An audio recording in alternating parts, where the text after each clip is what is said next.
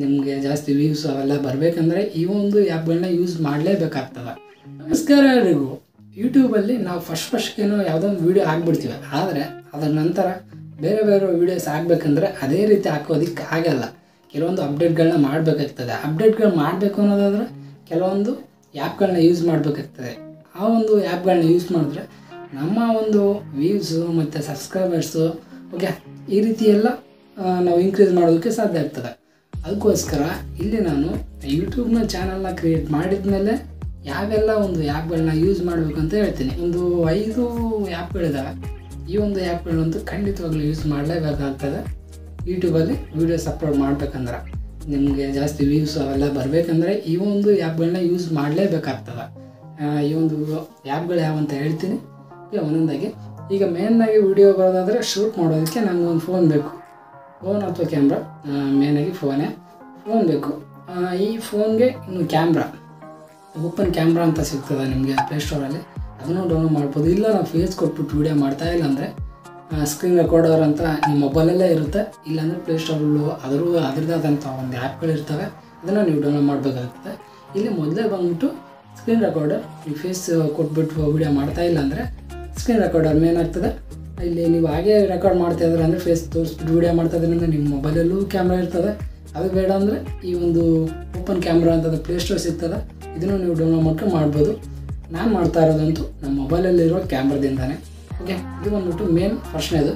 ಇಲ್ಲಿ ನಮಗೆ open camera ಮತ್ತು ಈ ಒಂದು ಸ್ಕ್ರೀನ್ ರೆಕಾರ್ಡರ್ ಇವೆರಡು ಸೇರಿಬಿಟ್ಟು ಒಂದಾಗ್ತದೆ. ಫಸ್ಟ್ನೇ ಆ್ಯಪ್ ಅಂತ ಹೇಳ್ಬೋದು. ಎರಡನೇ ಆ್ಯಪ್ ಹೇಳೋದಾದರೆ ಕೈನ್ ಮಾಸ್ಟ್ರಲ್ಲಿ ನಾವು ಈಗ ಸ್ಕ್ರೀನ್ ರೆಕಾರ್ಡ್ ಅಥವಾ ಈ ರೀತಿ ರೆಕಾರ್ಡನ್ನು ಮಾಡಿಬಿಡ್ತೀವಿ. ಇದನ್ನು ನಾವು ಎಡಿಟ್ ಮಾಡೋದಕ್ಕೆ ಈ ಒಂದು ಕೈನ್ ಮಾಸ್ಟರ್ ಮಾತ್ರ ಒಳ್ಳೆ ಆ್ಯಪ್ ಅಂತ ಹೇಳ್ಬೋದು. 100ಕ್ಕೆ ಒಂದು 80-90% ಈ ಕೈನ್ ಮಾಸ್ಟರ್ನೇ ಉಪಯೋಗಿಸೋದು ಪ್ರತಿಯೊಬ್ಬ ಯೂಟ್ಯೂಬರ್ಸ್ ಅಥವಾ ಯಾವುದೇ ಒಂದು ವೀಡಿಯೋ ಎಡಿಟರ್ ಏನಿರ್ತಾರಲ್ಲ ಕೈನ್ ಮಾಸ್ಟರ್ನೇ ಉಪಯೋಗಿಸೋದು. ಓಕೆ, ಇದರಲ್ಲಿ ನಾವು ವಾಯ್ಸ್ನ ಕೊಡ್ಬೋದು. ಈ ಒಂದು ಕೈನ್ ಮಾಸ್ಟರಲ್ಲಿ ವಾಯ್ಸ್ನ ಕೊಡ್ಬೋದು. ನಮ್ಮ ವೀಡಿಯೋನ ಅದ್ಭುತವಾಗಿ ಎಡಿಟ್ ಮಾಡ್ಕೊಳ್ಬೋದು. ಯಾವುದೇ ಸಾಂಗ್ನ ಹಾಕ್ಕೊಂಡು ಬ್ಯಾಕ್ಗ್ರೌಂಡ್ ಮ್ಯೂಸಿಕ್ ಇದನ್ನೆಲ್ಲ ಕಂಪ್ಲೀಟಾಗಿ ನಾವು ಈ ಒಂದು ಕೈನ್ ಮಾಸ್ಟರಲ್ಲಿ ಎಡಿಟ್ ಮಾಡ್ಕೊಳ್ಬೋದು. ಓಕೆ, ಇದು ಬಂದ್ಬಿಟ್ಟು ಎರಡನೇದು. ಓಕೆ, ಎರಡನೇದು ಬಂದ್ಬಿಟ್ಟು ಕೈನ್ ಮಾಸ್ಟರ್. ಇನ್ನು ನಮಗೆ ಮೂರನೇದು ಹೇಳೋದಾದರೆ ಪಿಕ್ಸೆಲ್ ಲ್ಯಾಬ್ ಅಂತ.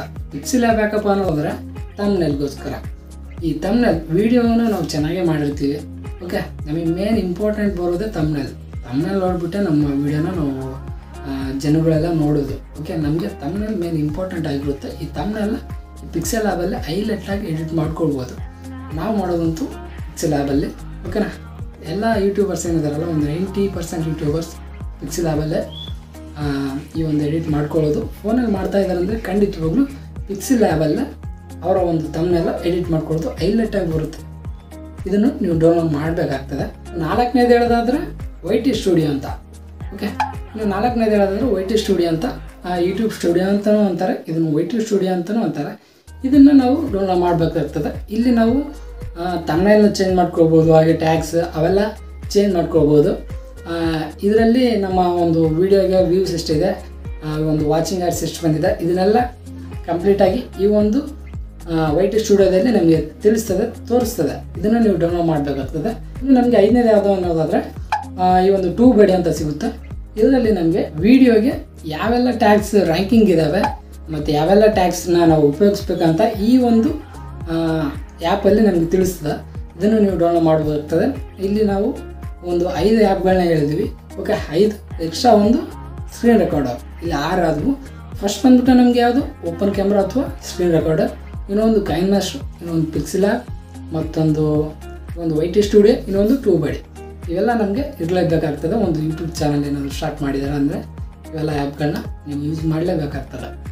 ಓಕೆ, ಈ ಒಂದು ಇನ್ಫಾರ್ಮೇಷನ್ ನಿಮ್ಗೆ ಇಷ್ಟ ಇದೆ ಅಂತ ಅನ್ಕೊತೀನಿ. ಇಷ್ಟ ಇದೆ ಲೈಕ್ ಮಾಡೋದು ಮರಿಬೇಡಿ. ಏನಾದರೂ ನನ್ನ ಚಾನಲ್ಗೆ ಹೊಸ ಬಂದಿಲ್ಲ ಸಬ್ಸ್ಕ್ರೈಬ್ ಆಗಿಬಿಟ್ಟು. Thank you for watching. Jai